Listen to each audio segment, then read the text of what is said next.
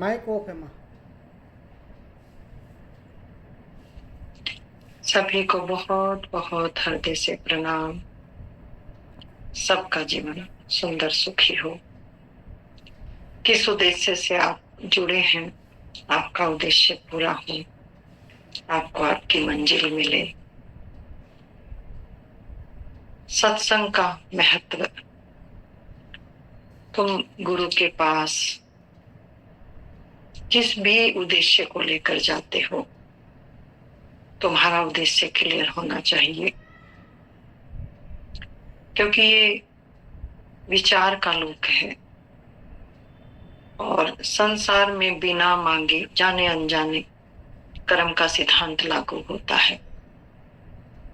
तुम्हें पता हो या ना पता हो, लेकिन ये सिलसिला ऑटोमेटिक चलता है। इस बंधन को छुड़ाने के लिए सतगुरु इस जगत में शरीर रूप में अवतरित होते हैं, यानी ब्रह्म रहे काया के ओले, बिना काया ब्रह्म क्या बोले।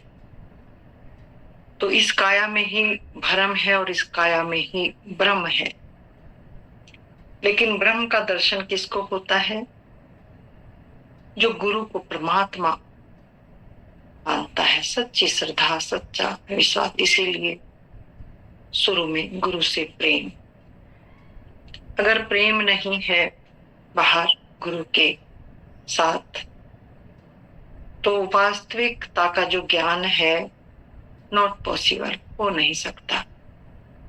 ये नियम है, ये कानून है उस जगत का। तुम जब किसी वस्तु को या किसी प्राणी को प्रेम करते हो तो उसको याद करते हो, तुम दिन रात उसको याद करते हो, और जब तक वो मिलन हो ना जाए तब तक हमें चैन नहीं मिलता। ये विरह है, ये प्यास है। लेकिन हमारी प्यास जो है अभी उठती है थोड़ी देर के लिए, लेकिन जैसे ही हम संसार में, बीवी में, बच्चों में, काम में, परिवार में, तो हम उसकी याद को भूल जाते हैं।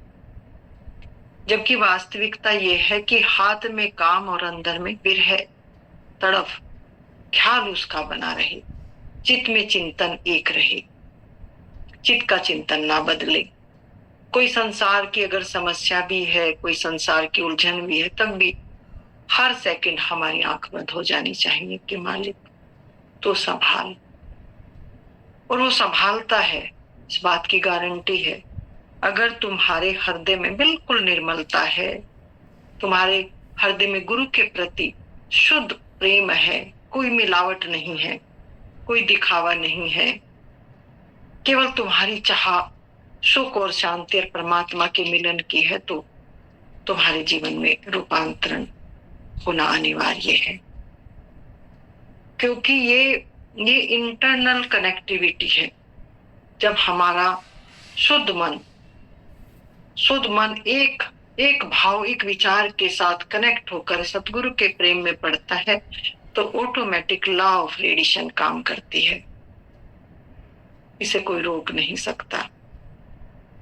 यदि हमारे मन में मिलावट है तो हमारे अंदर वही चीजें बढ़ जाएंगी। इसलिए कहा ना, दिल का हुजरा साफ कर जाके आने के लिए, ध्यान गैरों का हटा उसको बैठाने के लिए।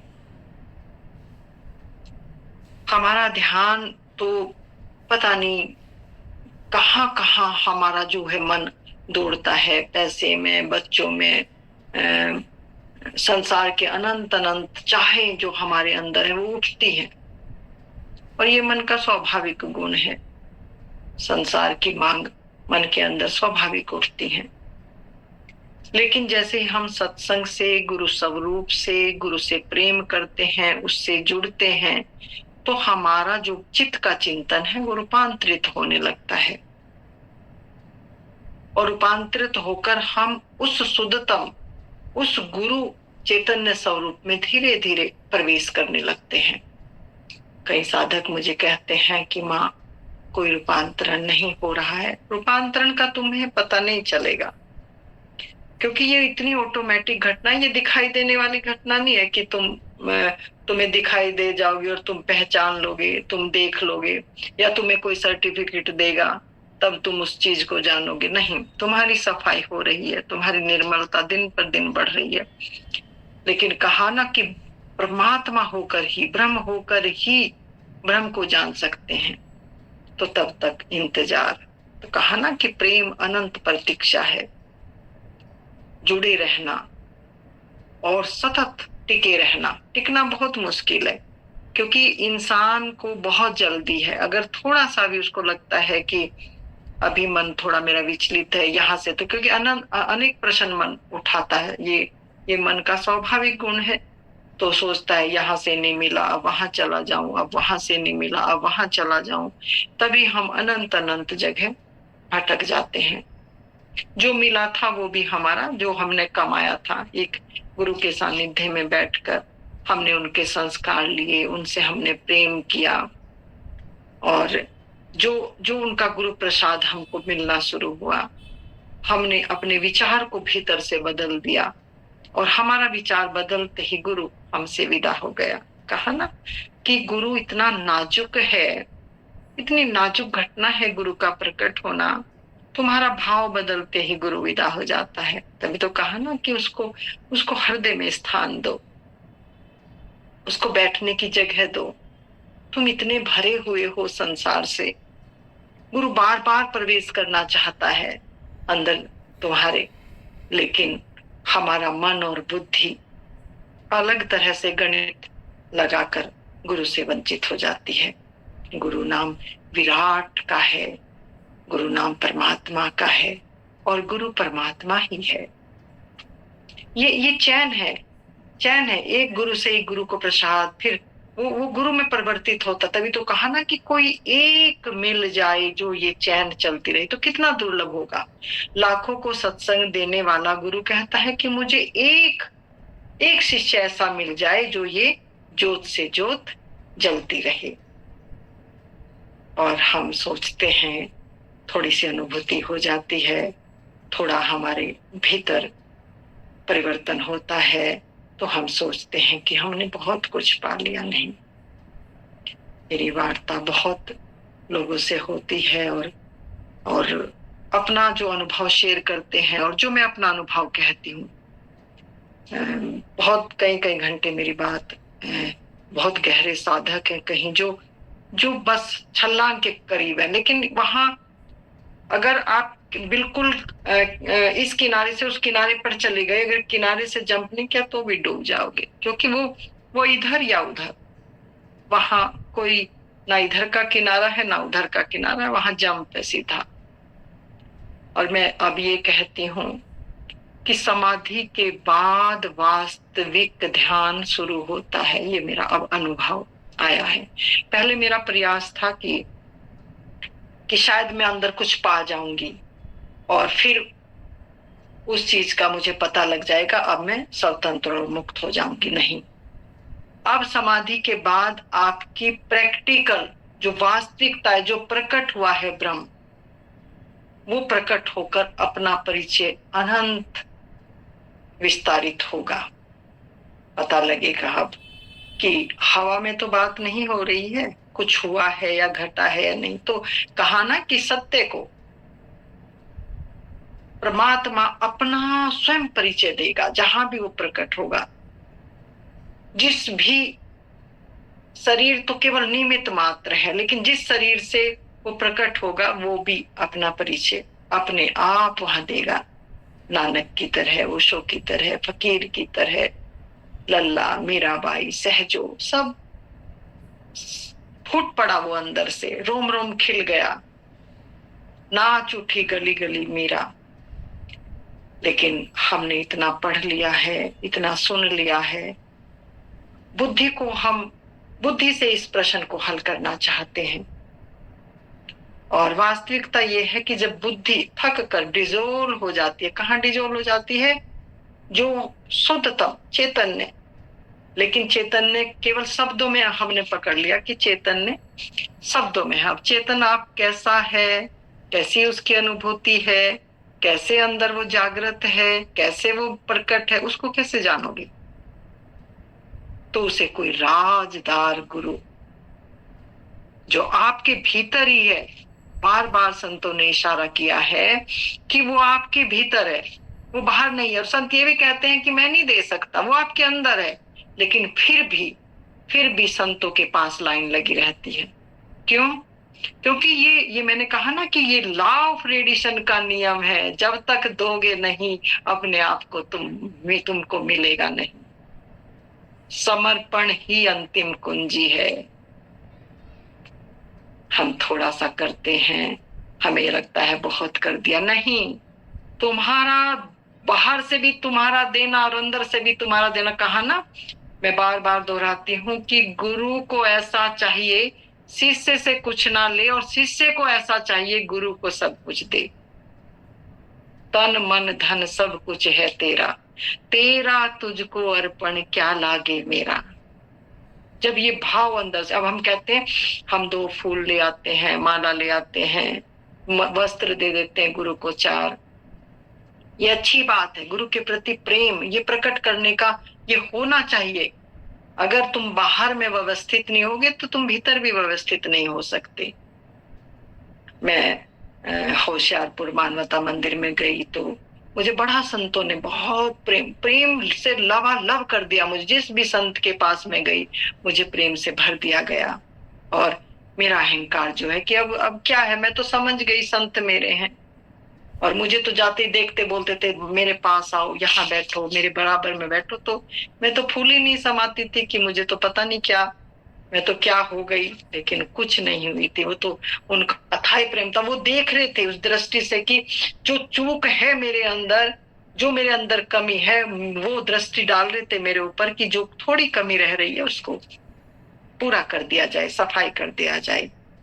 तो मैं सत्संग था, बैसाखी का टाइम था, और कैप्टन लालचंद जी जो फकीर बाबा के शिष्य थे, वो आए, हर साल ही आते हैं बैसाखी पे। वो नियम से वहां आते थे। जब उनका शरीर जर्जर हो गया तब भी वो अपने गुरु के दरबार में हाजिरी लगाने आए।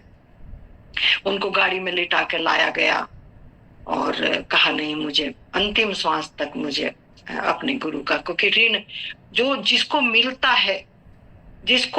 है वो मतलब शब्दों में नहीं कह सकता। कहा ना कि सिर कटाए गुरु मिले तो भी सस्ता जान। गुरु मिले फिर क्या कमाना।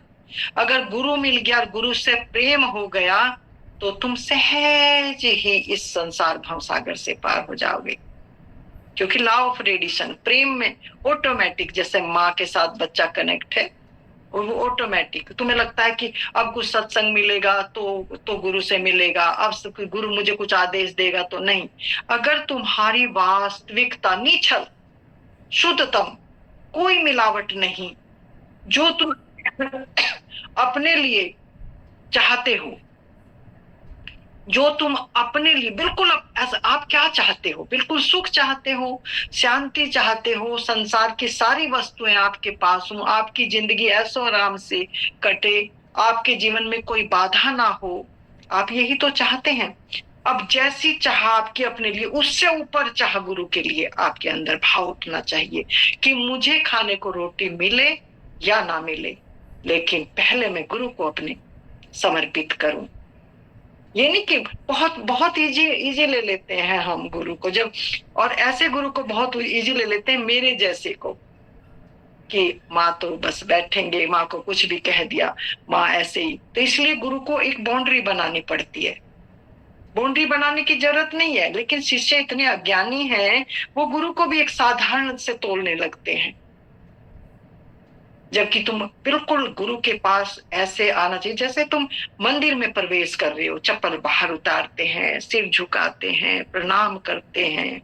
कोई वहां संसार की वार्ता करते हो? तुम नहीं करते। लेकिन गुरु क्योंकि तुम्हारे जैसा दिखता है, बिल्कुल तुम्हारे जैसे बोलता है, तुम्हारे जैसा खाता है, तुम्हारे जैसा सोता है, तो तुम एक साधारण मान लेते हो गुरु को। तो मेरे से भी यही चूक हुई कि अरे मुझे तो इतना प्रेम सतगुरु कर रहे हैं, अब तो बल्ले बल्ले हो गई। तो सब शीश झुकाए खड़े, वहां लाइन लगाए खड़े कैप्टन साहब के वहां, और मैं गई क्योंकि मुझे देखते ही सतगुरु से मेरा विशेष स्नेह था, तो कहा आ जा तू यहाँ। और मैं नीचे बैठने लगी। बोले नहीं, नीचे नहीं बैठेगी, तू मेरी बराबर में बैठेगी, तेरा स्थान नीचे नहीं है, मेरी बराबर में है। जिनके सामने 100-200 लोग लाइन में दर्शन के लिए खड़े हैं, वो सतगुरु मुझे कह रहे हैं कि तुम नीचे नहीं बैठोगे, मेरी बराबर में, तो अहंकार क्या होना चाहिए एक अज्ञानी का। लेकिन मेरा वो अहंकार नहीं था कभी भी। लेकिन वो समझ नहीं थी कि गुरु के पास कैसे जाना है। तो मैं खाली हाथ सब प्रसाद, हमेशा तो वैसे मैं लेके जाती थी, और गुरु को सब कुछ समर्पित मैं पहले ही तन मन धन कर चुकी थी। लेकिन उस दिन मैं बिल्कुल खाली हाथ गुरु के पास जाकर खड़ी हो गई, क्योंकि अब मैं उनसे बहुत नजदीक और परिचित हो गई थी। और मैं एक इजी वे में सतगुरु को लेने लगी कि बस अब तो मैंने बहुत प्रसाद दे दिया, बहुत सत्संग करा दिए, बहुत कुछ सतगुरु की सेवा कर दी, अब सतगुरु तो मेरे हो गए, अब थोड़ी ना बुरे भले की। मेरे अंदर वो ख्याल ही चला गया। तो सतगुरु ने कहा नहीं, अभी बात बहुत अधूरी है, अभी बात। कहा तेरा प्रसाद कहाँ है? मुझे वो दिन याद है। मैं सामने कैप्टन जी बैठे हैं और मैं अंदर घुसती हूँ, और कहा है कि तेरा प्रसाद कहाँ है, तू प्रसाद नहीं लेके आई? मैंने कहा हाँ, मेरा देखो इतना। मैंने कहा महाराज जी, इतने लोग तो लिए खड़े हैं, प्रसाद कितना खाएंगे?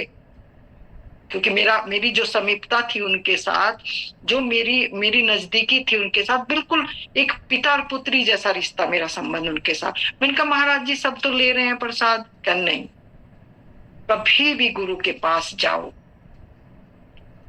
चाहे एक फूल ही लेकर जाओ, लेकिन गुरु के पास कभी भी पहली बात तो हृदय में एक श्रद्धा, अथाह प्रेम, और जो इच्छा हो, जो भी आपकी इच्छा हो, वो आप यहाँ मस्तक में पहले रखो, और फिर उस इच्छा को लेकर गुरु के पास जाओ। कुछ लेकर फल फूल प्रसाद, जो भी आपको, जो भी आपकी सामर्थ्य के अनुसार। गुरु नहीं तेरे धन का भूखा, गुरु तो तेरे भाव का भूखा। लेकिन भाव को कैसे प्रकट करोगे आप?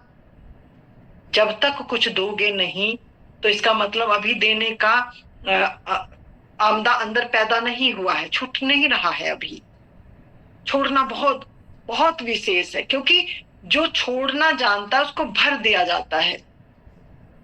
और ये मेरे जीवन का अनुभव है, ये मेरे जीवन का अनुभव है। हमेशा सत्संग में सत्संग का इतना मुझको जाने की एक ललक रहती थी। जैसे छोटे बच्चे, आजकल के बच्चे बाजार में घूमने की, पिक्चर देखने की, मुझे सत्संग और सतगुरु के सानिध्य में रहने का बड़ी अंदर से ये रखती थी कि दुनिया छूट जाए लेकिन मैं सतगुरु की शरण में चली जाऊं। एक एक पैसा, एक एक रुपया, क्योंकि गांव में जन्म हुआ, वहां कैश की बड़ी किल्लत रहती है, ऐसा, क्योंकि वहां सीजनल ही पैसा आता है। तो इस तरह की व्यवस्था नहीं होती कि हम इस तरह से लग्जरी भोगते रहें और अंधाधुन हम चलते रहें। तो एक एक पैसे की कीमत थी उस टाइम। और बाबा जी हमारे बोलते थे कि पैसे इकट्ठे करो तब लेकर जाऊंगा। वो मजाक करते थे, लेकिन मेरा हृदय ऐसा था कि नहीं है, उन्होंने बोला है तो मैं इकट्ठे करूंगी। अगर किसी ने 5 रुपए भी दिए, 5 पैसे भी दिए, तो वो भी मेरे गुल्लक में गए हैं। क्यों गए हैं? क्योंकि मुझे फकीर बाबा के पास, मुझे सत्संग में जाना है। और ये मेरा सिलसिला 4 और 5 साल की उम्र से शुरू हो गया फकीर बाबा के साथ सानिध्य में। और इतना मेरा सौभाग्य रहा कि या तो मैं जाती वहां, या फकीर बाबा गांव आ जाया करते। साल में 2 बार 3 बार फकीर बाबा का बहुत विशेष स्नेह था हमारे गांव से, तो वो आ जाए। तो मुझे इतना उनका साथ रहने का, उनके सत्संग सुनने का ऐसा लगता था कि बचपन में ही मुझे उन्होंने पूरा पूरा संपूर्ण भर दिया। और मेरा सतगुरु के प्रति अथाह प्रेम, इतना श्रद्धा, मतलब उनके स्वरूप से ही मुझे प्रेम था। मुझे नहीं पता क्या ज्ञान है, क्या ध्यान है, कैसे सत्संग में जाना है, कैसे सत्संग में बैठना है, क्या करना है, नहीं। बस उनका एक वचन मुझे याद था कि मस्तक में सतगुरु को रखो, जो चाहोगे। सतगुरु से सच्चा प्रेम करो, जो चाहोगे मिल जाएगा। कभी जीवन में कमी नहीं रहने की। मेरा अथाह विश्वास था उनके शब्दों पर। अगर फकीर बाबा ने कुछ कहा तो मेरे लिए वो पूरा था। मुझे ये कभी सवाल नहीं उठता था कि ऐसे कैसे, नहीं। उन्होंने कहा तो मैंने ये जाना है कि नहीं, फकीर बाबा ने कहा तो कोई ताकत ही नहीं है कि दुनिया की इस बात को रोक देगी। इतनी मेरी प्रगाढ़ उनके प्रति श्रद्धा, उनके वचन पर गहन मेरा विश्वास। कहा ना, संत वचन पलटे नहीं, पलट जाए ब्रह्मांड। क्योंकि वो देने आया है, देने आया, वो फकीर है, वो देने आया। लेकिन देने किसको आया है? जिसमें पात्रता होगी। और पात्रता कैसे होगी? जब शुद्धतम प्रेम आप गुरु के साथ कनेक्ट होंगे, उस शुद्धतम के साथ आप छोड़ दो। फिर जब गुरु के पास चले ही गए तो फिर भय किस बात का? कोई भय की जरूरत नहीं है।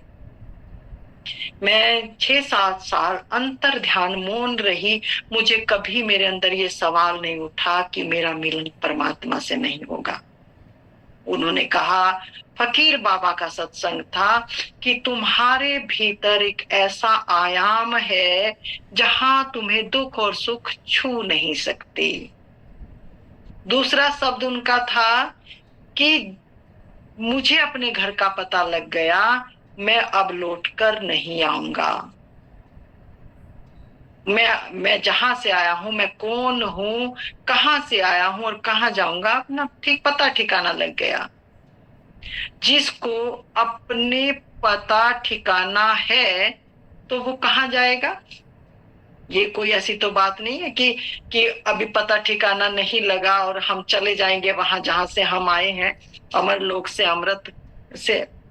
ऐसा तो हो नहीं सका। इसलिए तो अगर ऐसा हो जाता तो फिर इतनी शक्ति और इतनी ध्यान साधना की जरूरत नहीं थी। आराम से चले जाओगे जहां से आए। कैसे चले? नहीं, अपने आप को गुरु के हवाले करना पड़ेगा, छोड़ना पड़ेगा। लेकिन हम छोड़ते हैं। तो इसलिए ध्यान की ये कुंजी दी है। ध्यान क्या है? कि हम जब ध्यान में बैठते हैं तो गुरु के प्रति जो हमारा प्रेम है, जो हमारी श्रद्धा है, वो कण कण सरकती है। क्योंकि वो भाव दशा जो एक संतुलन है गुरु और शिष्य का। तभी तो कहा ना कि एक साधे सब सधे, सब साधे सब जाए। जो संतुलन में आती है, इक्वलिटी में आती है गुरु और शिष्य की चेतना, उस अवस्था में हमारी जो ध्यान की जो अवस्था है उसमें हम कण भर सरक जाते हैं और वो कण भर हम ग्रेविटी से ऊपर उठ जाते हैं। तो कहा ना कि शिष्य को नहीं पता चलता है कि वो सरक रहा है, धीरे धीरे उद्गमन हो रहा है, उसका ऊपर जा रहा है। उसको लगता है कि मैं तो शरीर में हूं, क्योंकि उसके भाव भी उठते हैं, उसके विचार भी उठते हैं, उसकी समस्याएं भी हैं, उसको बुरा भी लगता है, उसको अच्छा भी लगता है। लेकिन नहीं, वो इतना सूक्ष्म मार्ग है। तभी तो कहा ना कि गुरु को छोड़ दो। छोड़ने का मतलब ये नहीं कि तुम बैठो, नहीं बैठो, लेकिन छोड़कर आंख बंद और पक्का दृढ़ विश्वास, तेरी दया का दृढ़ विश्वास हुआ, चरणों में पड़ा निज दास हुआ, लोक अलोक पाऊं सुख दामा, चरण शरण दीजे विश्रामा। विश्राम दे, विश्राम की स्थिति, केवल विश्राम की स्थिति। क्योंकि जब मालिक तुम्हारे सामने है और तुम क्या मांग रहे हो अंदर? अरे वो ब्रह्म उतर आया है और तुम फिर भी मांग में लगे हुए हो, तुम फिर भी ध्यान में लगे हुए हो। नहीं, ध्यान का मतलब है अपने आप को सपोर्ट कर देना, छोड़ देना। मैंने आज लिखा था कि जब तक हमारा अहंकार क्या है कि मैं ध्यान से जाऊंगा, मैं करके जाऊंगा, वो पहले से ही मौजूद है। लेकिन वो मौजूद क्यों नहीं दिखता है? क्योंकि अहंकार है। और अहंकार क्या है? कि मैं ध्यान करता हूं, मैं गुरु का शिष्य हूं, गुरु मुझे प्रेम करते हैं, मेरा काम हो। कोई भी अंतर मन में अपनी बुद्धि और मन से उठा हुआ विचार आपके जीवन में बाधा बनेगा। क्योंकि आपका लिया हुआ विचार धूमिल अंधकार से आया हुआ मन के आगोश में एक डिमांड के तहत आपके अंदर प्रविष्ट है। और वो ही काल और माया का संसार है जो तुम्हें गुरु से हटाकर तुम्हें संसार में बार बार पटकता है। तुम हर श्वास में मरते हो, हर श्वास में मृत्यु घट रही है विचार के साथ, हर श्वास में मृत्यु घट रही है। लेकिन जो रहस्य को जानता है, जो राजदार है, जो तुम्हें रहस्य देता है, वो तुम्हें भेद ही तो देता है कि छोड़ो, छोड़ दो, मत बंद हो, मत बंद हो, मत विचार लो अपने आप, मत बुद्धि लगाओ। जब बैठो सत्संग में तो उसके हवाले कर कर बैठ जाओ, छोड़कर बैठो। और मैंने तुम्हें विधि बहुत बार बताई है, बहुत बार मैंने तुम्हें विधि बताई है कि जब ध्यान में जाओ, बिल्कुल एकदम पहले अंदर से प्रार्थना उठने दो, प्रार्थना उठ, गुरु स्वरूप को लाओ, खुली आंख से पहले दर्शन करो गुरु की, बड़ी मूर्ति बनाओ, उनकी आंखों में आंखें डालो, 5 मिनट उनकी आंखों में आंखें डालो, क्योंकि इस आंखों से वो पवित्र, वो निर्मल, वो शुद्धतम धारा निरंतर बह रही है, निरंतर बह रही है। तो आंख में आंख डालो पहले, फिर उन्हीं आंखों को पल के गिरा दो और पल के गिराकर आराम विश्राम की स्थिति बैठ जाओ। फिर होने दो उसकी कृपा, होने दो उसकी कृपा। और जब उसकी कृपा होगी तो तुम्हें किसी से पूछने की जरूरत नहीं पड़ेगी। मैं भी दर दर भटकी हूं, पूछती रही, गुरु फिर अगला जो वक्त सतगुरु आता है तो मैं शॉर्टकट से शॉर्टकट, छोटे से छोटा मार्ग कर देता है। और फकीर का संदेश था, और ओशो का भी, ओशो ने तो बिल्कुल पर्दाफाश ही कर दिया। अंत में फकीर ने भी निवर्ती मार्ग पर सत्संग दिया कि संसार में सुखी कैसे रहना है, कैसे प्रेम करना है। लेकिन मेरा सत्संग संसार का नहीं है, नहीं है।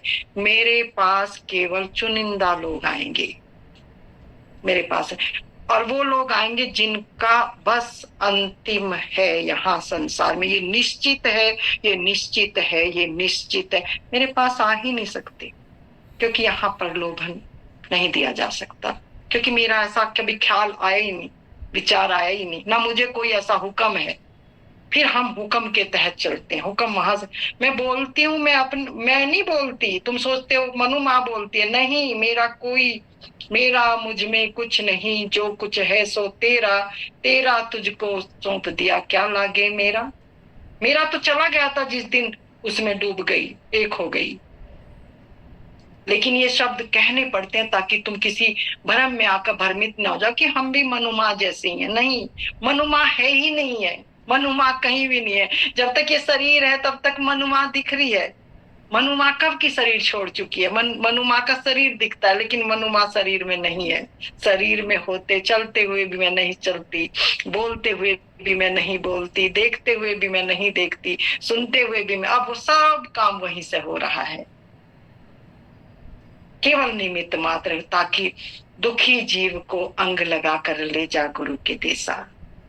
गुरु का देश कहाँ है? एक, जहां से फिर पुनर्वृत्ति नहीं है, वापसी नहीं है, और वो अमृत देश, अमर लोक। और यही मेरा संदेश है कि ठीक है, संसार में बड़े बड़े आए और बड़े बड़े चले गए, लेकिन लास्ट में क्या कह के गए? सिकंदर जैसे, लता मंगेशकर जैसी। जब उनको सुनती हूँ तो फिर समझ आता है कि इन्होंने क्या खोया और क्या पाया। इन्होंने संसार तो बहुत बड़ा बड़ा पाया, महल पाए, दुकान पाए, करोड़ों अरबों के बैंक बैलेंस पाए, लेकिन अंत में क्या कहा कि मैं केवल, लता मंगेशकर कहती है कि मेरे जो कबर्ड्स में 20-20 लाख की, 30-30 लाख की, 50-50 लाख की साड़ियां टंगी हुई हैं, लेकिन मेरा आज ये एक वस्त्र, केवल ये वस्त्र मेरा केवल हॉस्पिटल के गाउन में सीमित हो गई। मैं व्हील चेयर पे आ गई, मेरे पैरों ने भी जवाब दे दिया, मेरी आंखों की रोशनी कम हो गई, मुझे सुनना। और पांत में कहती है कि नहीं, मैं किसी गरीब घर में आना चाहूंगी जहां एक सुकून हो, शांति हो। मैं लता मंगेशकर नहीं बनना। तो इससे क्या क्या क्या समझ आया कि यहाँ सुख नहीं है, नहीं है, नहीं है। अपना सीमित संसाधन खाने को रोटी हो, पहनने को कपड़ा हो, रहने को छत हो और डेली रूटीन हमारा सुंदर तरीके से चलता रहे, इतना हमारी व्यवस्था हो। और बाकी ईश्वर इच्छा अगर आ रहा है तो ये नहीं है कि हम उसको फेंक दें, नहीं, जरूरतमंदों को सहायता करो, अपनी अपनी इच्छाएं को पूरी करो, जो आपकी इच्छाएं उठ रही हैं। लेकिन उसके पीछे पागल हो जाना कि नहीं अब पैसा पैसा धन धन धन, तो वो क्या करेंगे, क्या क्या होगा उनका अंतिम में? जो लता मंगेशकर का हुआ, जो सिकंदर का हुआ। फिर तो सत्संग में आने का क्या फायदा हुआ? सत्संग में आने का क्या, मैं बोलती गई तुम सुनते गए, तो क्या क्या फायदा? तो कुछ लिया नहीं। फायदा जब होगा जब आप उस पर अमल करेंगे, उस पर चलेंगे, क्योंकि सत्य प्रैक्टिकल है, शब्दों में है ही नहीं। अगर शब्दों में होता तो इतनी बड़े बड़े हमारे साहित्य, गीता, भागवत, ग्रंथ, संतों की वाणी भरा पड़ा है ये हिंदुस्तान।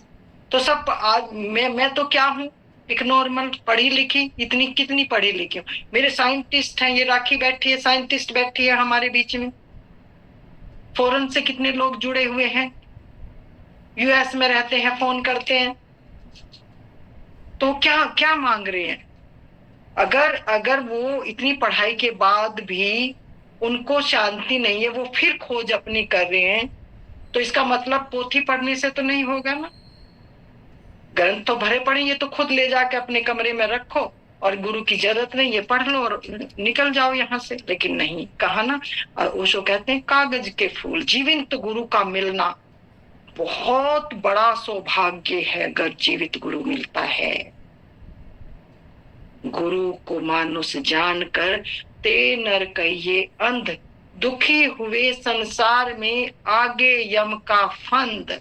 गुरु को अगर आपने शरीर माना तो आपकी भाव और मानने के ऊपर बात है। ओशो के पास कोई आएगा, कहा हम आपको गुरु नहीं मान सकते। बोले क्या मानोगे? बोले मित्र मानेंगे। कहने लगे मित्र मानोगे, मित्र का प्रेम मिलेगा। गुरु मानोगे, गुरु का तुम्हारा ख्याल, तुम्हारा भाव, तुम्हारा ख्याल तुम्हें पूरा करता है। तुम पत्नी को पत्नी का दर्जा देते हो, तुम्हें पति होने का, पत्नी होने का प्रेम मिलता है। तुम बच्चे को पिता बनने का प्रेम देते हो, तुम्हें बच्चे का पिता होने का प्रेम मिलता है। ऐसे ही संसार में भाई को, बहन को, माता को, पिता को, जो जहां जैसे जिस भाव से जुड़ा है उसे उसी तरह से प्रेम मिलता है। ठीक उसी प्रकार तुम्हारी भाव दशा गुरु के प्रति अगर परमात्मा तुम्हें विलीन होने की नहीं है, तो तुम्हें दुनिया की कोई ताकत परमात्मा से नहीं मिला सकती। गुरु को पहले आप समर्पित करो स्वयं को, क्योंकि जैसी संगत ऐसी रंगत, जैसी चाह ऐसी रहा। जो तुम चाह लेकर आए हो, गुरु तुम्हारी चाह ही तो पूरा करने को बैठा है। लेकिन तुम्हारी चाह कौन सी है? तुम चाहते क्या हो? सत्संग में क्यों आए हो? किस उद्देश्य से आए हो? ये अपने आप को पढ़ो आप। और आगे से तो मैं एक रूल और करूंगी, कुछ ना कुछ प्रसाद रख के बैठा करो, खुद भी खाया करो और बांटो, तुम्हें बांटने का आदत पड़ेगा। कुछ भी एक सुंदर सा कुछ भी रखो अपने पास, और सत्संग के बाद सबको बांटो उसको, ताकि वो अमृत प्रसाद, वो प्रसाद बन जाए और प्रसाद बनकर सबके अंदर वो चला जाए।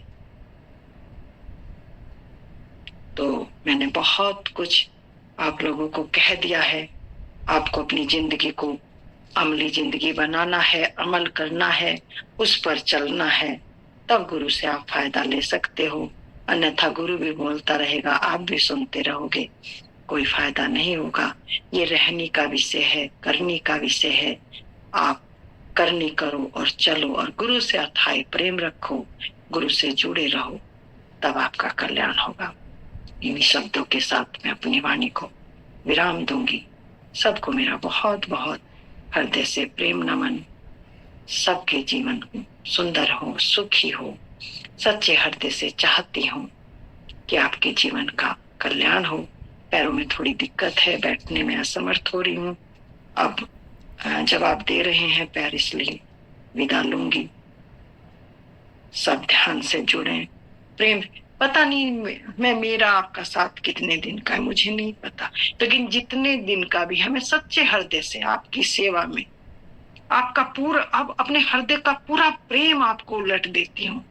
रत्ती भर भी मैंने जो सतगुरु से पाया है, जो मालिक का अमृत प्रसाद मुझे मिला है, मैं खाली कर चुकी हूँ। मैंने नहीं बचाया कुछ भी। अब अमल करना और चलना आपका काम है। चलोगे, प्रेम करोगे तो पा जाओगे, प्रेम नहीं करोगे, कहा ना कि ये प्रेम का मार्ग है। प्रेम गली अति सांकरी, तामे दो ना समाए। वहां दो नहीं रह सकते। जब मैं था तब हरि नहीं, अब हरि है, मैं नहीं। कैसे रहोगे? तुम मिटो, परमात्मा प्रकट हो। तो किसी को कुछ कहना है तो आप कह सकते हैं। मैं थोड़ा पैरों को ठीक करूंगी। मुझे बैठने में थोड़ा पैरों में कई दिन से मेरी दिक्कत है, तो किसी को कुछ कहना है, अपना कोई प्रश्न है तो आप रख सकते हैं।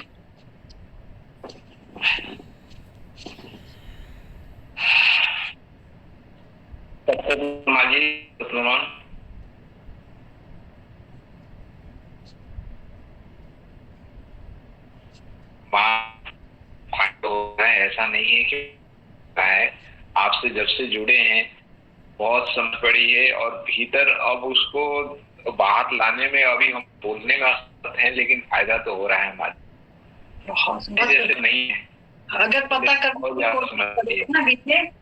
विजय बेटा, अगर आप चाहोगे कि मुझे उस चीज का पता लग जाए तो नहीं चल सकता पता, वो अंतिम में ही आपको पता लगेगा। तभी तो कहा ना अनंत प्रतीक्षा, और प्रतीक्षा जिसपे कृपा आद करता कि वो ये रहमत पाए, जिसपे उसकी कृपा बरसती है तो वो रुकता है सत्संग में। और जिसपे कृपा नहीं, कितने लोग आए, मैंने देखा कितने लोग आए और चले गए। क्यों चले गए? क्योंकि टिकना सबके बस की बात। आप टिके हुए हो, मैं देख रही हूँ कि बहुत लोग हैं ऐसे जो टिके हुए, बस टिकना ही मुख्य है। इसमें काम तो हो रहा है, निश्चित हो रहा है काम। मैं गारंटी देती हूँ कि रूपांतरण उनका भी हुआ है जो चले गए, लेकिन कहा ना कि अब नाव बीच में रुक गई। और जब जब छूट जाता है तो तुम कहा ना कि ओशो कहते थे, और मुझे इस चीज का अभी अनुभव अंदर से आता है कि वो कहा करते थे कि कनेक्टिविटी जैसे टूटती है, उनको पता भी नहीं चलता कि मैं उनके हृदय से कब विदा हो गया। फिर उनको आभास तक भी होने नहीं दिया, वो चले गए। तो गुरु, क्योंकि गुरु आसक्ति मुक्त है, उसे क्या चाहिए? वो तो प्रेम के अधीन, कहा ना कि प्रेम के अधीन आता है, और उसके प्रेम का अधिकारी जो होगा वो प्रेम को पा लेगा। अब आरती कर लो, ठीक है? तो और किसी को कुछ कहना है?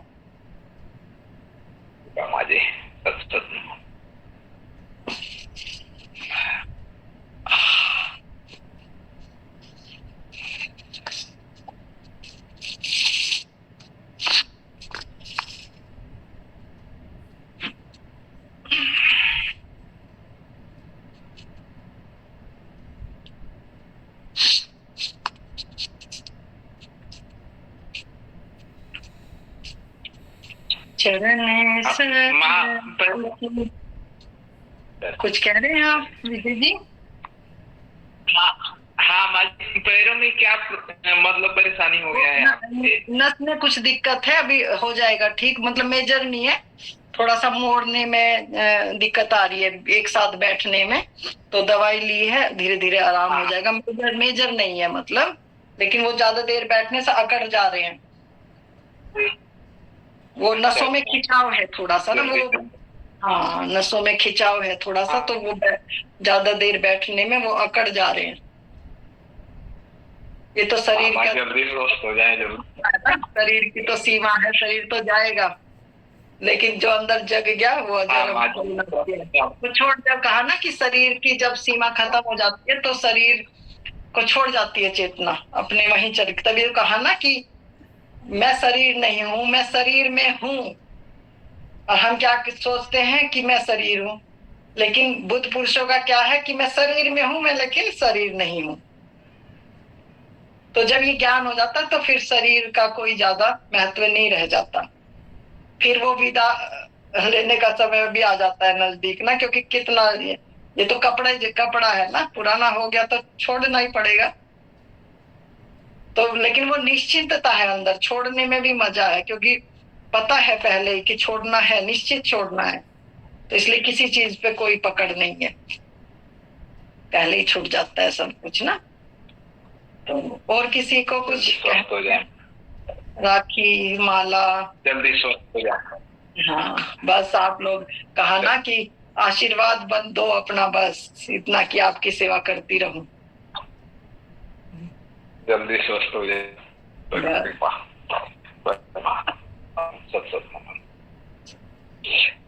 कुछ कहना है दो, हम नहीं आशीष विनोद जी कुछ कहना है?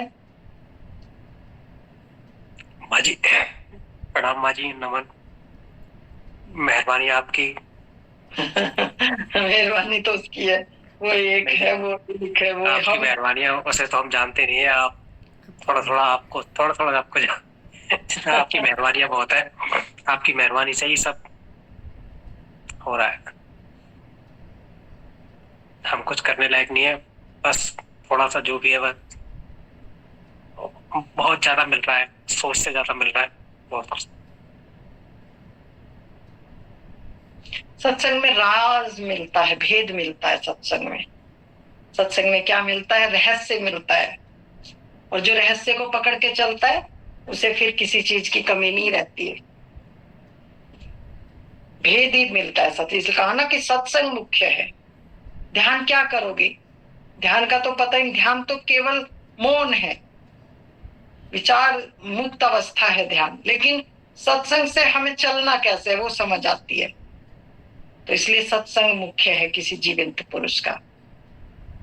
तो जहां भी जुड़े बहुत श्रद्धा और प्रेम से जुड़े, क्योंकि सब एक ही बात कह रहे हैं। देखो नानक एक कह रहे हैं, कबीर, लेकिन सबके शिष्य बने, लेकिन बात सबकी एक ही मुख्य थी कि तुम्हारा जीवन मुक्त कैसे हो। किसी ने अलग बात नहीं कही, लेकिन जहां जिसका प्रेम जुड़ा, जहां जिसकी श्रद्धा हुई, वहीं से उसका कल्याण हो गया। इसलिए कहा ना, एक साधे सब सदे, सब साधे सब जाए। सब एक की बात कर रहे हैं, लेकिन हम कहा ना जो भेद करती है, दृष्टि भेद क्यों करती है? क्योंकि हम देखते हैं ये अलग है, ये अलग है, ये धर्म एक है और वो आपके भीतर है, जो एक में मिला देता है, वो है वास्तविक धर्म। धर्म एक है, धर्म कभी दो हुए ही नहीं है। ये तो पंथ है, पंथ है। लेकिन जो जहां जिस तरह से जैसे गुरु के साथ जुड़ा है, उसने उसके कहा ना कि गुरु ऋण को उतारा है। उतारा तो नहीं जा सकता, लेकिन गुरु ऋण के साथ, जब कोई राधा स्वामी गद्दी से बंधा, राधा स्वामी से पाया, तो उन्होंने राधा स्वामी कहा। राधा यानी सूरत और शब्द में मिल जाना। राधा स्वामी से मिल गई। राधा यानी जीवात्मा और स्वामी परमात्मा, दोनों का मिलन हुआ। क्या हुआ? एक हो गए। नानक कह रहे एक ओंकार सत्य नाम कर्ता पुरुष, एक ही है। कहाँ ले जा रहे हैं? एक में। मीरा के कृष्ण को जप रही है, मेरे तो गिरधर गोपाल दूसरा ना कोई, वो प्रेम में है मीरा कृष्ण के। मैं क्या कहती हूँ? फकीर। मैंने कोई पंथ नहीं, मैंने राधा स्वामी नाम को भी इसलिए सहारा छोड़ा क्योंकि कभी तुम ये ना सोचने लगो कि माँ तो राधा स्वामी है, ये ओशो अलग है, ये अलग है। मुझे कितने लोग बोलते हैं कि माँ आपका पता नहीं चलता है आपको। मैं कहा मैं अब एक की हूँ। सब ओशो भी वही है, नानक भी वही है, मीरा भी वही है, सहजो भी वही है, लल्ला भी वही है, सब। इसलिए मैं किसी को भी नकारती नहीं है, सब एक कर दिया मैंने। मेरे पास ओशो सन्यासी आते हैं, मैं कहती हूँ ठीक। राधा स्वामी आते हैं, ठीक। धन धन सतगुरु आते हैं, ठीक। कृष्ण प्रेमी आते हैं, ठीक। बुद्ध के आते ठीक, महावीर के आते ठीक, क्योंकि तुम्हारा ठीक होना उस एक का ठीक हो जाना है, बस वहां मिल जाना है। मुझे क्या करना है, मुझे क्या करना है?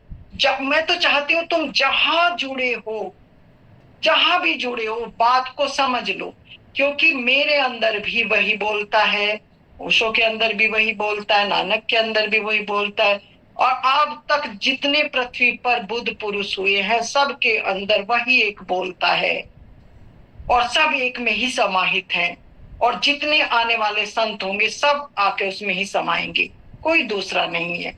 कबीर कहते हैं कि कबीर कुआं अनेक है, पानी सब में एक।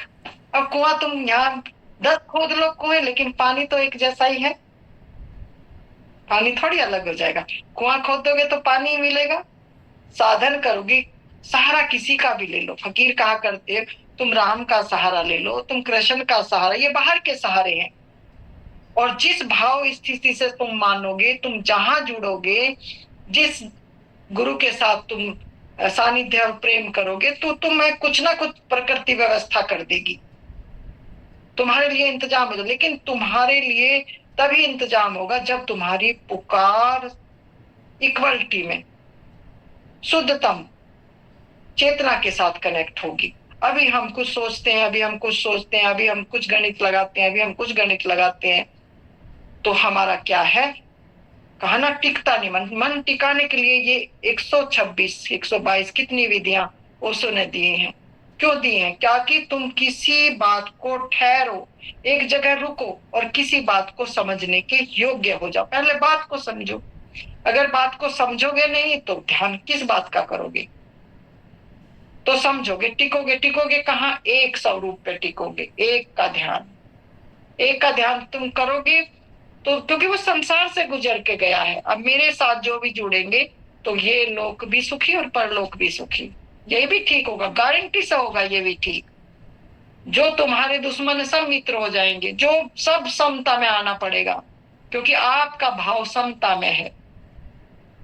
मैं अभी एक सत्संग में गई और मैं राखी से बात कर रही थी, तो कहने लगे कि जब यूक्रेन में युद्ध चल रहा तो वो संत बैठे, कहा कि मालिक दया कर, इस युद्ध को बंद कर और शांति का दान दे। क्यों? क्योंकि उनके अंदर शांति थी, तो उन्होंने क्या मांगा? शांति।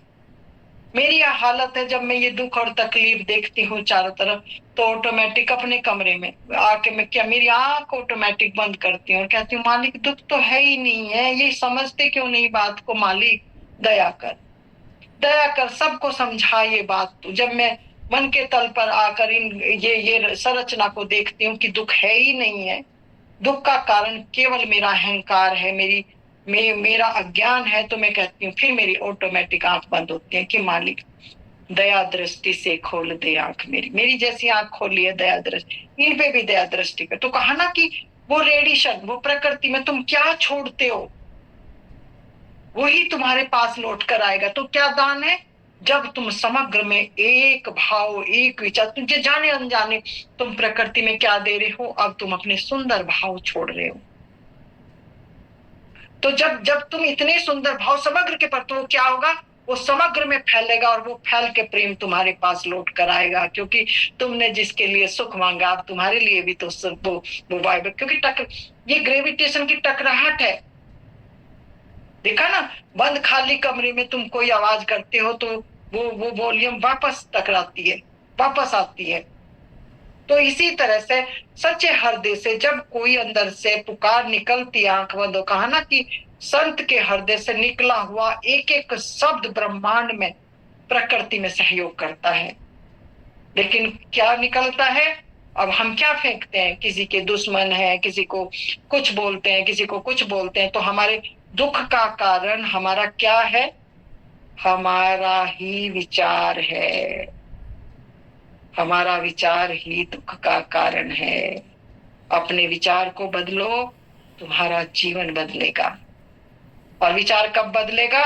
जब तुम गुरु के प्यारे बनोगे, क्योंकि जब कोई विचार, तुम्हारी ताकत नहीं है तुम विचार को हटा दो, लेकिन जैसे ही तुम्हारे भीतर कोई विचार आए, तुरंत आंख बंद करके गुरु स्वरूप को लाओ, मालिक। तो वो जो दीवार है ना, गुरु की जो दीवार है तुम्हारी, तो वो अंदर तुम्हारे संसार का मैल जाने नहीं देगी। जैसे एक कमरे में आप बैठे हो, बाहर बारिश हो कुछ हो, तो इसी तरह से जब सच्चा साधक गुरु से प्रेम करता है तो गुरु कहा ना कि गुरु सहायता करते हैं। तुम्हें नहीं पता, अब मैं कितना ही बोलती रहूं, समझने कहा ना कि समझ तभी आएगी जब छलांग उस गुरु में लग जाएगी। ये मैं बोलती हूँ तो कहाँ से बोलती, गुरु बोलता है, मैं नहीं बोलती, मैं नहीं बोलती, मुझे कुछ नहीं आता, मुझे कुछ नहीं पता। और क्यों बोलती, क्योंकि इन प्रश्नों की जरूरत है तुम्हारे हल के लिए। तुम्हारे प्रश्नों के सभी उत्तर मैं सत्संग में दे देती हूँ। क्यों दे देती हूँ, क्योंकि तुम्हारे अंदर जो भाव अपने अपने को पढ़ना कि सत्संग में तुम्हें किस तरह से उत्तर मिल रहे हैं, क्योंकि मेरा जो हृदय खाली है, तुम्हारी वाइब्रेशन, तुम्हारे विचार मेरे हृदय पर टकराते हैं और तुम्हें उत्तर मिलता है। मैं कुछ नहीं देती। तो ब्रह्मांड में किसी के द्वारा वो पहले से ही मौजूद है, वो निमित्त बन गई मैं, निमित्त, केवल गुरु की निमित्त बन गई मैं। गुरु तो एक है और उस एक को ही ले जाने की मैं बात तुम्हें कर रही हूं कि तुम केवल स्वयं को पहचानो। मैं कौन हूं, कहां से आया हूं, कहां जाऊंगा, मेरा घर कहां है। अगर आपको कहीं अनजान जगह लाकर छोड़ दिया जाए और आप कहां जाओगे, भटक जाओगे। और भटक भटक के क्या हो जाओगे, ना खाने को है, ना नहाने को है, ना भोजन है, ना, तब तक क्या होगा, प्राण निकल जाएंगे तड़पते तड़पते। उस प्राण तड़पते तड़पते प्राण निकलने में फिर पुनर्वृत्ति होगी। गुरु क्या करता है, तुम्हें मुक्त करता है, आजाद करता है, तुम्हें तुम्हारे घर का पता बता देता है ताकि तुम आनंद में रहो। अब मैं 24 घंटे आनंद में हूँ। ऐसा नहीं कि मेरा भाव नहीं आता, मेरा विचार आता है, लेकिन मेरे पास वो सतगुरु के ज्ञान की तलवार है जिससे मैं काट देती हूँ उसको, अंदर जाने ही नहीं देती। बाहर सब दिखता है, अफसोस नहीं होता है कि क्या हो रहा है ये, लेकिन वो अफसोस क्यों होता है, क्योंकि वो एक जागृत दृष्टि वो ठीक करना चाहती है, करुणावश, प्रेमवश, कि अरे ये तो बहुत छोटी सी बात है, तुम अपने भाव को बदलो, अपने विचार को बदलो, तुम्हारा सब तन मन सब ठीक हो जाएगा। लेकिन हमारा अहंकार, नहीं, मैं सही, वो गलत। गुरु क्या सही गलत से ऊपर चला गया, ना उसकी नजरों में कोई सही है ना गलत है, वो केवल निर्विचार अवस्था में है, वो केवल दृष्टि बोध में है। वो देखता है कि तू क्यों भ्रमित हो रहा है, तू क्यों अज्ञान में अपने को और दूसरे को पीड़ा पहुंचा रहा है। तू मौन हो जा, तू सतगुरु पर छोड़ दे। और जब समर्पण घटता है तो फिर जो है सतगुरु अपने आप संभाल करता है। अब हम, जीव की औकात नहीं है, कैसे संभालेगा, क्योंकि वो तो बुद्धि ही लड़ाएगा ना, और बुद्धि का वहां काम नहीं है। तो जो समर्पित हो गया वो पार हो गया, ठीक है ना। फिर बहगी गंगा, धो लो, नहा लो। बहुत बहुत हृदय से मेरी शुभकामनाएं। और किसी का कोई प्रश्न हो तो रख लो, फिर आरती करेंगे, फिर विदा देंगे। इधर से आवाज नहीं आ रही माँ? आ रही है। अच्छा, आ रही है, आवाज आ रही है, लेकिन लाइट ऑफ है क्या? जी माँ, बाहर बैठे हो हवा में इसलिए। अरे वाह जी वाह, चलो कैसे हैं आप? जी मस्त हूँ माँ। और चलो मैं बात करूंगी आपसे ना, मुझे मैसेज कर दिया करो, मुझे याद नहीं रहता। जी माँ, है ना, मैसेज कर दिया करो मुझे ना। जी और एक बार नहीं, कई बार, जैसा मुझे कई मैसेज ऐसे पड़े, बहुत जरूरी उत्तर देने थे, लेकिन अब आपका मैसेज आया था, भूल गई। अब आपको देखा तो याद आया कि अरे प्रेमिला ने मैसेज किया था, मैंने उत्तर नहीं दिया। तो ऐसा नहीं सोचना है कि मैंने उत्तर नहीं दिया। मेरा क्या ना, निर्विचार में मुझे याद नहीं रहता, कई बार बहुत बहुत घंटे निर्विचार में निकल, जब कोई चीज सामने आती तो विचार आएगा, तो याद आएगा अरे ये काम करना था। अगर मुझे कोई विचार, कोई मेरे सामने ना हो कुछ चीजें, तो मैं उस अवस्था में चली जाती हूँ जहां ना रंग है, ना रूप है, ना भेद है, ना तू है, ना मैं है, मुझे कुछ समझ नहीं आता। फिर बैठ जा, फिर कोई बोलेगा तो फिर फ्लो में बह जाऊंगी, फिर चाहे 4 घंटे, 10 घंटे, 20 घंटे, फिर निकल जाएगा, अपने आप बह जाएगा। लेकिन कोई कहे मुझे कि मैं चुप बैठी हूँ और कुछ मुझे याद आए, तो मैं में कई बार बहुत शक्ति लगानी पड़ती है। कई बार फोन हाथ में रहता है, किसको करना था किसको करना था। अब राजेश पोस्ट लिखता है कि माँ पोस्ट डाल दो, तो कितनी बार ऐसा हुआ कि पोस्ट ही फेसबुक पे शेयर करनी भूल जाती हूँ। फिर ये अब मैंने इसको बोल रखा कि पोस्ट देने से पहले मुझे वो भी लिख दिया कर कि फेसबुक पे शेयर कर दो, नहीं तो याद है, क्योंकि किस लिए, कोई प्रयोजन ही नहीं है। वो जो उसका काम है वो अपने आप ले लिया। अब लगा दिए चारों तरफ, राजेश को खड़ा कर दिया कि भाई करवाओ धक्का मार के, अब तुम ले लो जितना काम लेना है। क्योंकि जब कोई आसक्त नहीं रहता, अंदर में कोई इच्छा नहीं है, कोई संसार का कोई बोध भान नहीं है, तो फिर वो चीजें धीरे धीरे समाप्त होने लगती हैं, भूलने लगती। जब भूलोगे संसार को तो क्या याद रहेगा एक में। तो कहा ना कि वो राम रस जो अंदर बहता है 24 घंटे, उस राम रस में इतना आनंद है कि कहा ना कि फिर ना शरीर की सुध है, ना मन की सुध है, ना कोई सत्संग देने वाला है, ना कोई सत्संग। उससे तो फिर फायदा ले लो जो लेना है, बस फायदा ले सकते हैं। जो जुड़ेंगे तो उनको ऑटोमेटिक लाभ पहुंच जाएगा। इतना ऑटोमेटिक है कि प्रेम करो बस बस बस, फिर कुछ नहीं, कुछ करना ही नहीं है। करने से जिस दिन विदा हो जाओगे उस दिन गंगा बह जाएगी आपके अंदर से भी। ठीक है, तो बहुत बहुत धन्यवाद माँ, बहुत बहुत धन्यवाद। चिंता मत करो और प्रेम पॉजिटिव रहो। जो चाहिए ना आपको, ध्यान में बैठो, वो मांग लो आप। आपका हृदय शुद्ध हो चुका है, ठीक है। शक्ति आपके अंदर है, गुरु आपके अंदर बैठा है, ठीक है।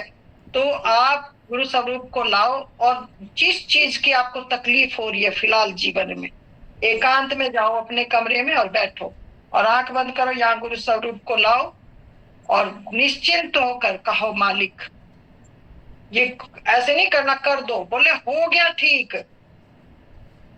होना ही पड़ेगा, हो गया ठीक। बिल्कुल तुम शुद्धता से मांगो। कहा ना क्या से क्या पलट जाता है।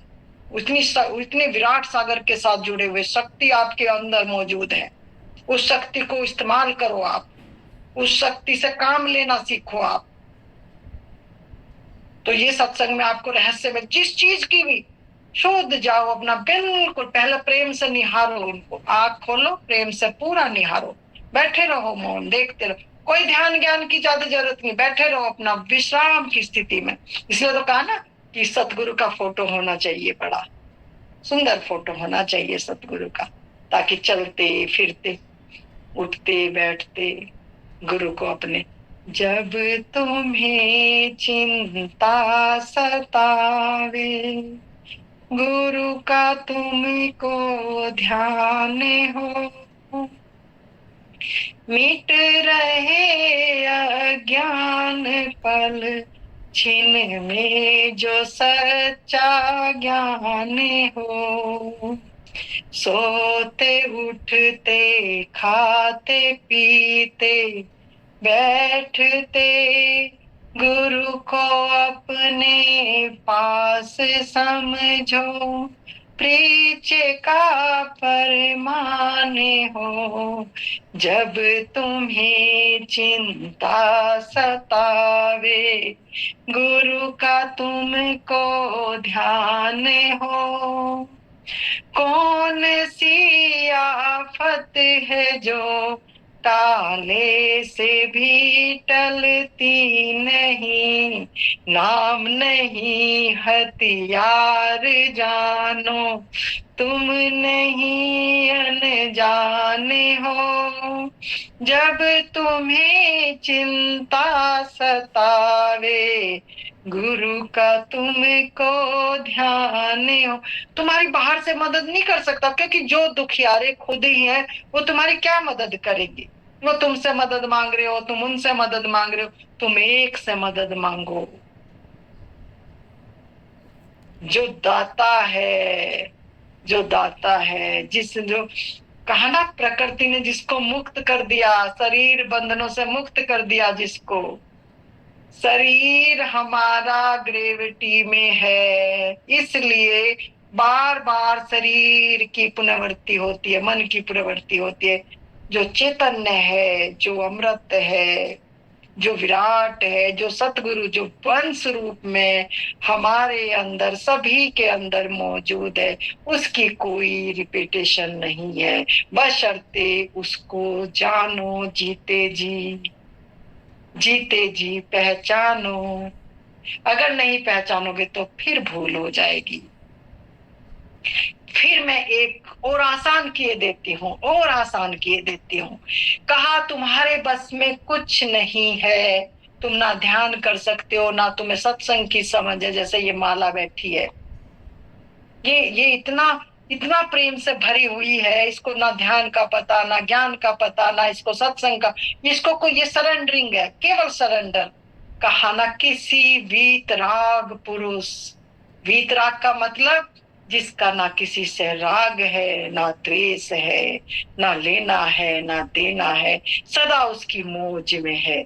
ऐसे सतपुरुष के दर्शन, ऐसे सतपुरुष से प्रेम, तुम पार हो जाओगे।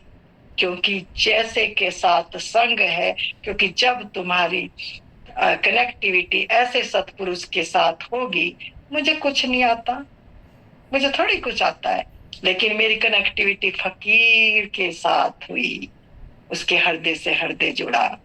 कुछ नहीं आता, बिल्कुल ठप बुद्धि, लेकिन संत ने कहा कि मुझे प्रेम करो तो बस हो गया। कहा ना प्रेम किया नहीं जाता, प्रेम हो जाता है। और जो करने से हो वो नहीं हो सकता, जो हो जाए बस फिर उसको कस के पकड़ लेना, छोड़ना मत बस। और मेरे साथ ये हुआ कि मैंने फकीर को पकड़ा और फिर बस लिपट गई चरणों से, और लिपट गई। और यही कहा था, यही कहती थी, महाराज जी बस मुझे नहीं आना। मेरा एक ही अंदर से, एक ही बात अंदर से उठती थी, महाराज जी मुझे नहीं आना है वापस, मुझे नहीं आना है। मेरा कोई आश्रम की इच्छा थी, ना मेरी कोई शिष्य बनाने की इच्छा है, ना मुझे कोई ऐसा गुरु बनने का मेरे अंदर कोई भाव है। ये तो प्रकृति लेगी ही लेगी काम, क्योंकि ये कर्म क्षेत्र है। यहाँ संत हो, परम संत हो, कोई भी हो, यहाँ कर्म से बच नहीं। मैं भी कर्म ही कर रही हूँ, आपको प्रकृति का दान दे रही हूँ। परमात्मा की वाणी अवतरित होकर आपको समझिए। तो इस शरीर में जब तक है ना, तो कर्म करना पड़ेगा। लेकिन क्या है, एक कर्म करता है संसार के लिए, एक कर्म करता है मुक्त होकर सभी को मुक्त करने के लिए, जहां कोई कर्म बंधन नहीं है। कर्म तो सभी को करना है। तो ऐसा सत्पुरुष जब पृथ्वी पर कर्म करता है, तो वो एक अवतरित होकर दुखी जीवों की सहायता करता है कि मैं निकला, तुम भी निकल चलो। तो ऐसे फिर उसके साथ चैन से चैन, चैन से चैन। कहा ना इतने क्यों जुड़ जाते हैं, क्योंकि पुकार, डिमांड अंदर से उनके समीप ले आती है, क्योंकि उनका काम होना होता है। और जैसे जैसे जिसका समय आएगा, वो ऐसे सत्पुरुष से जुड़ेगा जो केवल मुक्त अवस्था की बात करता है। कोई प्रलोभन नहीं, कोई गुरु नहीं, कोई, क्योंकि तत्व सब में एक है। एक साधे सब सधे, तो एक को साध लो, सब पूरा ब्रह्मांड तुम्हारा है, पूरा संसार तुम्हारा है, पूरी प्रकृति तुम्हारी है, पूरी पृथ्वी तुम्हारी है, पूरी सृष्टि तुम्हारी है। कुछ भी अलग नहीं है, लेकिन एक को साध लो, बस एक साधे से सब सध जाएगा। अब आरती करते हैं।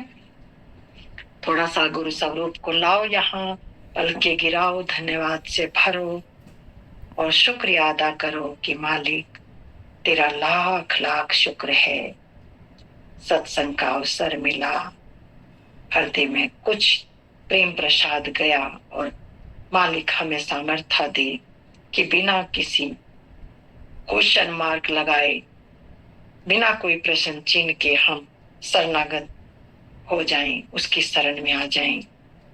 और जैसे ही हमें उसकी शरण मिलती है, तो हमें उसके चरणों की छाया में, हमें पता भी नहीं चलता, इतनी शीतलता, इतनी ठंडक कि कब हमारी गाड़ी उस तरफ चली गई, हमें पता भी नहीं चलता। कहना पता भी नहीं चलता। जैसे एक ट्रेन में हम जब टिकट लेके बैठते हैं, तो निश्चित बात करते जाते हैं, तो अनाउंसमेंट हो जाता है स्टेशन आ गया, और जहां जहां का टिकट जिस जिसका था वो सहज उतर कर अपने घर पहुंच जाता है। इसी तरह से सत्संग से, ध्यान से, सदगुरु के प्रेम से कब तुम उस धुरपद धाम पहुंच गए तुम्हें पता भी नहीं चलेगा, और तुम अपने घर पहुंच जाओगे आवागमन से मुक्त, ना कहीं आना ना कहीं जाना, आपे में आप समाना। तो निश्चिंत हो जाओ कि जैसा गुरु शिष्य ऐसा ही, बिल्कुल रत्ती भर भी फर्क नहीं छोड़ेगा, बशर्ते तुम बस प्रेम करो, प्रेम करो, बस प्रेम करो। भक्ति मुक्ति योग युक्ति आपके अधीन सब। देखा क्या कहे, भक्ति मुक्ति, भक्ति भी उसके अधीन है, मुक्ति मुक्ति भी उसके अधीन है, भक्ति मुक्ति योग युक्ति आपके अधीन सब, आप ही है सिंधु सदगत मील सब। तो सब कुछ उसके अधीन है। तो जब जिसके जिसके प्रकृति ब्रह्मांड अधीन है वो तुम्हें कैसे छोड़ देगा, तुम्हें कैसे छोड़ देगा? इतनी करुणा था। मुश्किल से तो तुम गिरफ्त में आए हो। जैसे माँ के बच्चा खेलता, माँ बार बार बुलाती आ जाओ, शाम हो गई, रात हो गई, आ जाओ, बच्चा आ जाता है और माँ कहती है अब नहीं जाने, कुंडी लगा देती है। ऐसे ही अगर गुरु से कनेक्टिविटी हो जाए, गुरु से प्रेम है, तो गुरु ने ले लिया गोश में, बस हृदय में बिठा लिया तुमको। लेकिन तुम अपने तरीके से मत चाहना कि मैं ऐसे करूंगा वैसे नहीं, तुम हृदय दो, बस प्रेम करो, बस प्रेम करो, बस प्रेम करो। और कुछ भी नहीं कर सकता इस धरती का प्राणी सिवाय प्रेम के। और प्रेम भी क्या, मिलावट वाला। मिलावट वाले से यहाँ, क्योंकि मिलावट के प्रेम में फिर तुम संबंधों में फंसोगे। लेकिन गुरु के साथ कोई चाल मत चलना। मैं बार बार कहती हूँ कि गुरु तो चला गया, गुरु विदा हो चुका है, लेकिन तुम अगर रहस्य को समझकर समर्पित हो जाओगे तो तुम उसके हृदय में लग जाओगे, और वो हृदय में बिठा के, तो कहा ना संतों के वचन है कि गुरु शिष्य को अपने साथ ले जाता है। लेकिन साथ किसको ले जाता है? वो सोचते हैं कि बस मुझे कुछ करना नहीं है, गुरु को मैंने कह दिया और गुरु ने कह दिया, और कुछ करनी नहीं, और गुरु ले नहीं। ये भ्रमित है शब्द, ये शब्द भ्रम में डालते हैं। गुरु कब ले जाएगा? जब तुम और गुरु एक हो जाएगा। कैसे एक होगा? अब उस चेतना से तो उड़ान भर नहीं सकते, लेकिन गुरु के साथ निछल आसक्ति मुक्त, बिल्कुल निछल शुद्धतम प्रेम। और जैसे ही प्रेम होगा तो ऑटोमेटिक सब सिस्टम है, बिल्कुल ऑटोमेटिक है। बस फ्रीक्वेंसी बिल्कुल वही कनेक्ट है, फिर इधर ना उधर। तो कुछ नहीं करना, चलते फिरते उठते बैठते ख्याल में। ये मत समझो ये बुरा, ये ऐसा, ये अच्छा, क्योंकि जैसा ख्याल ऐसा हाल। अपने विचार को शुद्ध, ये संसार को कैसे बदलोगे? आपने 2.5 अक्षर सत्संग के सुन लिए, आप सोचते हो आप सत्संगी हो गए? नहीं। अगर आप में दोष दृष्टि है और आप सोचते हो कि मैं तो जानता हूं ये ऐसा क्यों करता है, नहीं, क्योंकि वो ही करने के लिए अभी उसका विचार वो ही है, वो मजबूर है। आप बहुत ध्यान से देखो अपना बुरा कौन चाहता है। अगर उसको ये पता चल जाए कि तेरे कर्म की सजा, तेरे विचार की सजा तुझे ही वापस मिलेगी, तो क्या इस पृथ्वी पर कोई पाप बचेगा? पाप का नामो निशान मिट जाएगा जिस दिन रहस्य खत्म हो जाएगा। इसलिए ओशो ने इतनी शक्ति लगाई, फकीर ने इतनी शक्ति लगाई कि तुम रहस्य को समझ जाओ ताकि मनुष्यता का जन्म हो। अंत में उन्होंने क्या आह्वान किया? मनुष्य बनो, यानी जियो और जीने दो। क्योंकि तुम्हारे बस की बात नहीं है कि तुम उस विराट तक पहुंच जाओ, लेकिन पहले तुम्हारे अंदर मनुष्यता हो। अच्छे पति हो, अच्छे पति बनो, अच्छी पत्नी। जो ड्यूटी मालिक ने मिल दी है तुम्हें, वहां तुम 100% अपनी ड्यूटी में, क्योंकि ये कर्म का सिद्धांत है, ये कर्म क्षेत्र है। तुम सोचोगे ये अच्छा करेगा तो मैं अच्छा करूंगा, जिसने बुरा किया इसलिए मैंने वो अवस्था बहुत ऊंची है जहां भला बुरा पाप पुण्य स्त्री पुरुष सब खत्म है। ये बुद्धि से अगर चलोगे तो फेल हो जाओगे। वो अवस्था में जाकर मनुष्यता, वहां भला बुरा तुमसे होगा ही नहीं। तब ओशो ने क्या कहा? जागृति। फकीर ने कहा है कि अब मैं ना गुरु हूं, ना शिष्य हूं, ना पिता हूं, ना पुत्र हूं, जो था पहले अब भी वही रूप मेरा, मेरा रूप मुझको सहज में लखाया। कि जो मैं ये समझ रहा था ये मेरा ये घर, ये मेरी बीबी, ये मेरे बच्चे, अब मुझे समझ आ गया,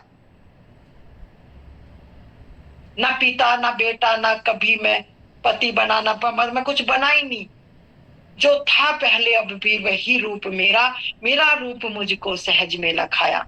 अब मुझे अब लखाया कहाँ, कि शरीर को छोड़ के ऊपर चला गया मैं। अब पृथ्वी मुझे नहीं खींच सकती, अब मैं पृथ्वी का वासी नहीं हूं, दिखता हूं तुम्हें पृथ्वी पर, लेकिन आवागमन क्या है कि अब मुझे पृथ्वी पर लौट कर नहीं आना है।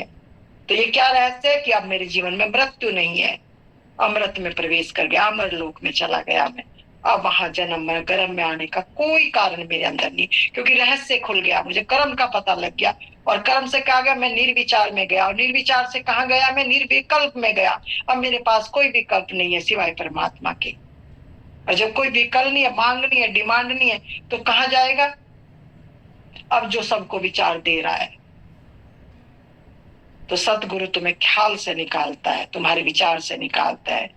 पहले तुम्हारे शरीर मन इंद्रियों के बंधन से तुम्हें मुक्त करता है, आजाद करता है, तुम्हें बैठने की कला सिखाता है, तुम्हें सत्संग का ज्ञान देता है, तुम्हें ध्यान की समझ देता है, तुम्हें टिकाता है, और उसके बाद धीरे धीरे तुम शरीर बंधनों से मुक्त होकर पृथ्वी की ग्रेविटेशन से, इस कहा ना ऊर्जा का उद्गमन, क्या उद्गमन, शरीर से निर्भर की अवस्था, शरीर में रहते हुए शरीर से निर्भर अवस्था। निर्भर अवस्था क्या है, जो तुम हो शरीर मन इंद्रियों के बिना, जो था पहले अब भी वही रूप मेरा, मेरा रूप मुझको सहज में लखाया। मेरा ही रूप, मेरा रूप ही था, मुझे समझ नहीं आई थी, लेकिन सतगुरु आए, ऐसे सतगुरु आए कि उन्होंने मेरा ही रूप मुझको सहज में लखाया, मुझे लखा दिया, मुझे पार कर दिया इस शरीर से। अब कहा ना, अब कबीर इसमें क्या कह रहे, जिस मरने से जग डरे मेरे मरने आनंद, कब मरूं और कब पाऊं पूर्ण परमा। अब बोझ लगता है, जैसे मकान पुराना हो जाता है तो क्या कहते भाई से गिराओ दूसरा बनाएंगे बच्चे, अपने अपने मॉडलर तरीके से बनाएंगे, ऐसे वो कहते हैं कि अब नहीं, अब जर्जर हो गया, अब मुझे इसकी भी आवश्यकता नहीं मालिक, इसको परो निर्वाण कहा है। तो निर्वाण तब हुआ है जब समाधि घट गई, तो उसको पता लग गया कि ये शरीर की कीमत इसलिए थी, मनुष्य की कीमत इसलिए थी क्योंकि इसमें मेरा मालिक बैठा था, इसमें मेरा सतगुरु बैठा था, और मेरे सतगुरु ने मुझे भेद बताया कि मैं तेरे अंदर बैठा हूं, घूंघट के पट खोल तो ही पिया मिलेंगे, तेरा पिया तेरे अंदर है, तू कहाँ बाहर ढूंढ रहा है। और जब अंदर का भेद पिया देता है तो फिर उड़ान कहाँ होगी, शरीर से ऊपर, मन इंद्रियों से ऊपर। और मन इंद्रिया से ऊपर कब चलता है इंसान, जब मृत्यु के ग्रास में जाता है तो तब छोड़ता है, या समाधि में छोड़ता है। समाधि में होश पूर्वक जीते जी छोड़ता है, और मृत्यु में हाय हाय करता छोड़ता है। जो उसके अंदर डिजोल है, जो उसके अंदर भरा पड़ा है, उसी फिर संचित को, उसी कूड़े करकट को लेकर फिर वो ऐसे गर्भ में आता है जहाँ उसकी फिर वो जो चाहे हैं, जो डिमांड है, फिर वो पत्नी बनता है, बच्चा बनता है, क्या बनता है, फिर झेलता है इस संसार को। और फिर जब कोई सतगुरु आता है, अंदर में दुख होता है, चोट लगती है, फिर कहता है मालिक ले चल, ले चल, फिर ध्यान में बैठता है। कहा ना पूर्ण सतगुरु तो तुम्हें कहता कि समय बहुत अनमोल है, बहुत अनमोल है, एक एक श्वास की कीमत, क्योंकि इस शरीर में रहते हुए ही बाजी तुम्हारे हाथ है। अगर शरीर से प्राण निकल गए, चिड़िया चुग गई, के संचित का तुम्हें पता ही नहीं कितना स्टोर किया हुआ है। हम बुद्धि से होशियार होकर ज्ञान बांटते हैं। मैं बड़ी आश्चर्यचकित होती हूँ, ज्ञान सब बांटे, कोई क्या ज्ञान कूड़ा बांटने पे लगे हुए हैं। अरे भाई, ना ज्ञान है ना ज्ञान है, स्वयं की पहचान है, मैं कौन हूँ, कहाँ से आया हूँ, कहाँ जाऊंगा, केवल 2.5 अक्षर प्रेम का, बस ये तुम्हारे काम का है। मैं कौन हूँ, पहला मैं कहाँ से आया हूँ और मैं कहाँ जाऊंगा, जाना तो निश्चित है, छीन लिया जाएगा ये मकान थोड़े दिन के बाद, या तो जीते जी इसको छोड़ो या फिर घसीट कर निकाल दिए जाओगे, फेंक दिए जाओगे, कुत्ते के जैसे घसीट के बाहर फेंके जाओगे। तो घसीटने से पहले इस मकान को छोड़ दो इस मकान को। और ये सहज है, बहुत सहज है, किसी लालच में मत फंसो, कोई कुछ नहीं दे सकता। कितना ही बड़ा कोई कितनी बड़ी गद्दी पे बैठा हो, कितना ही कोई करोड़ों शिष्य हो, तुम्हारी करनी से ही तुम्हारा उद्धार होगा। कोई तुम्हारी सहायता नहीं कर सकता। तुम्हारी सहायता जब भी होगी तुम्हारे माध्यम से होगी, निमित्त केवल सतगुरु बनेगा। इसलिए एक को दिल दे दो और लग जाओ, बस युद्ध की तरह अपने पास आ जाओ। तो सभी को मेरा बहुत बहुत हृदय से प्रणाम, सबको शुभकामनाएं देती हूँ, सच्चे हृदय से चाहती हूँ कि आपका सबका कल्याण हो, सबको सबकी मंजिल मिले। चरण शरण की वंदना, नित कोई और ना काम, गुरु बसो चित आए मेरे, बख्श दो निज धाम। तेरी शरणागत हुए अब किसकी राखूं आस, आस तो तेरी दया की, जग से रहूं उदास। नाम गाऊं रूप दाऊं, शब्द राता मन, आठों याम तेरा ही सुमरन, भाग्य मेरा धन। शीस पर निज धर कमल रख लिया है, गुरु शरण लगाए, पतित पापी बच गए, दाता शरण तेरी आए। मुक्ति की नहीं चाहे मन में, भक्ति प्यारी लाए, राधा स्वामी की दया से भाग्य पूरन जाए।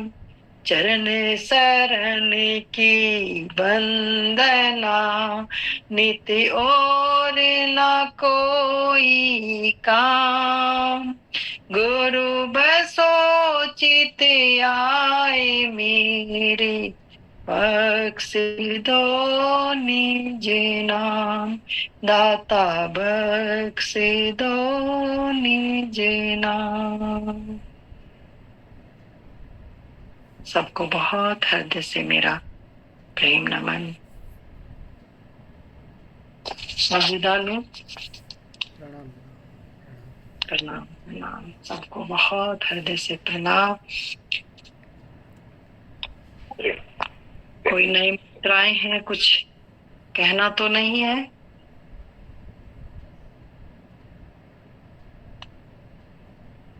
बहुत सुंदर।